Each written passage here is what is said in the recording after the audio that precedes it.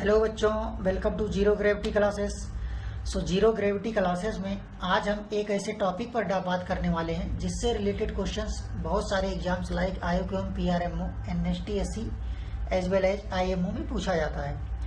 आज का हमारा टॉपिक है obtuse angle theorem. Obtuse angle theorem के से पहले वाली वीडियो में हमने एक्यूट एंगल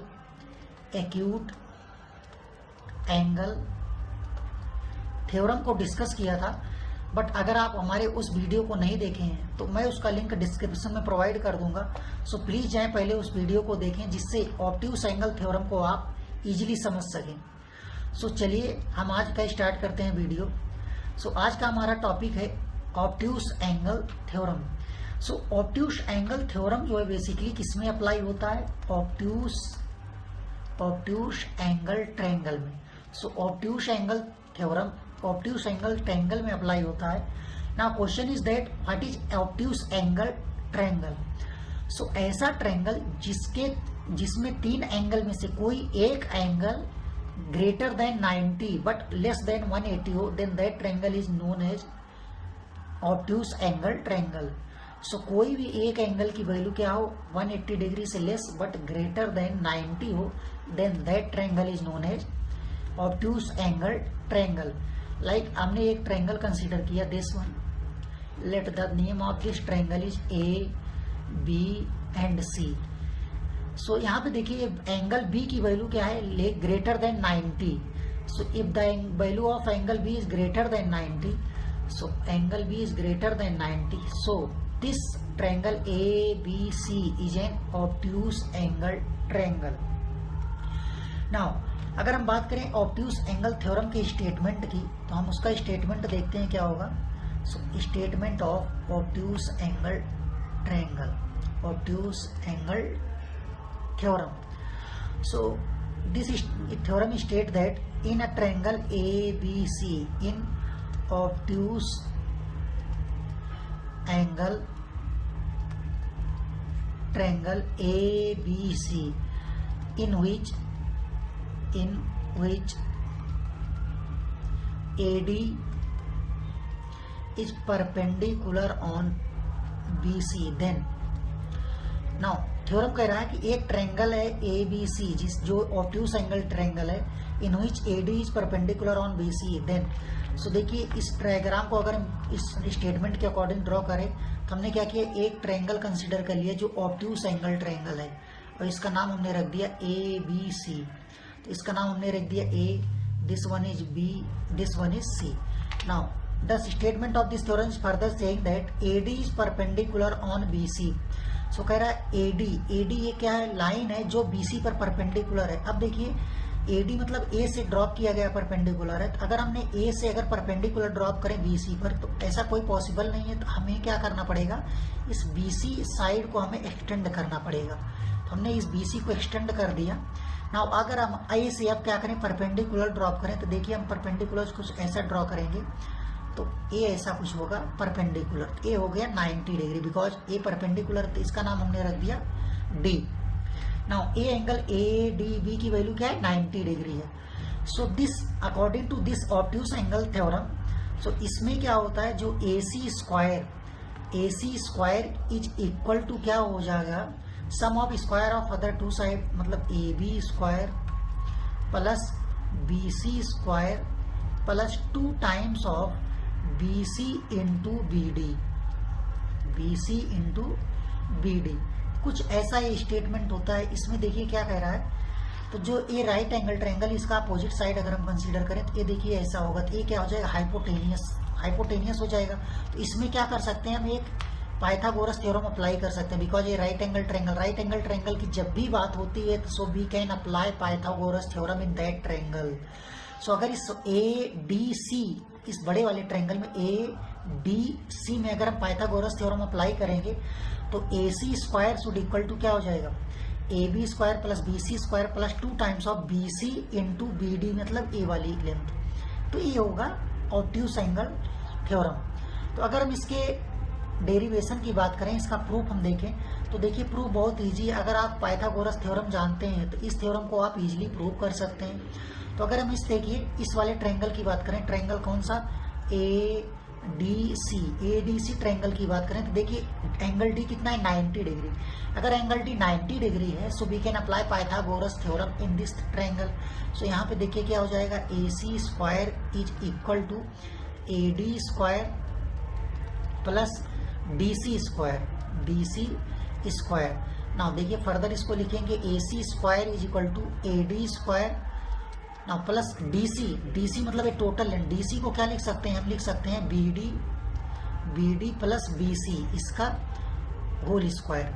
नाउ अब इसमें क्या कर सकते हैं, देखिए A C square is equal to A D square plus देखिए अब यहाँ पे क्या है A plus B whole square. So A plus B whole square की आइडेंटिटी होती है A plus B whole square की जो आइडेंटिटी होती है वो क्या होती है, A square plus B square plus twice of A B. तो यहाँ पे देखिए ए की वैल्यू बी डी है, बी की वैल्यू बी सी है, तो इसको अगर हम अप्लाई करें तो ए स्क्वायर मतलब B D square plus B C square plus twice of A B मतलब B D into B C, कुछ ऐसा हो जाएगा। नाउ फर्दर देखिए अगर हम A C square is equal to A D square, now A D और इस बी डी को हम एक साथ ले रहे हैं, A D square plus B D square इसको हम एक साथ क्लब कर रहे हैं plus B C square plus twice of B C into B D, कुछ ऐसा हो जाएगा। ना देखिए ये दोनों को अगर हम इसमें वैल्यू ट्रायंगल डायग्राम के अकॉर्डिंग चलें, देखिए क्या है ए डी बी भी एक राइट एंगल ट्रायंगल है। कौन सा ट्रायंगल, ए डी बी। अगर इस वाले ट्रायंगल की बात करें छोटे वाले ए डी बी, तो इसमें हम लिख सकते हैं ए बी क्या हो जाएगा हाइपोटेनियस, तो A B square should equal to क्या होगा A D square. So A D square plus B D square, कुछ ऐसा होगा बी डी स्क्वायर। तो जहाँ A D square plus B D square लिखा है उसके स्थान पे हम क्या लिख सकते हैं A B square. So A C square should equal to क्या होगा A D square plus B D square की वैल्यू क्या हो जाएगी A B square. So this one is A B square plus B C square as it is plus twice of B C into B D as it is, हमने इसको copy कर दिया। So this is the proof of obtuse angle theorem. देखिए यही statement यहाँ पे हमने लिखा था, A C square is equal to A B square plus B C square plus twice of B C into B D. But acute angle triangle में यहाँ पे माइनस आ रहा था, बट यहाँ पे क्या होता है यहाँ पे प्लस आता है, रिमेंबर इट। नाउ अगर हम इससे रिलेटेड अगर किसी क्वेश्चंस की बात करें तो चलिए एक छोटा सा क्वेश्चन इस पर डिस्कस कर लेते हैं। जैसे क्वेश्चन इस पे बनता है वैल्यू वाले, तो कह रहा है in triangle in obtuse angle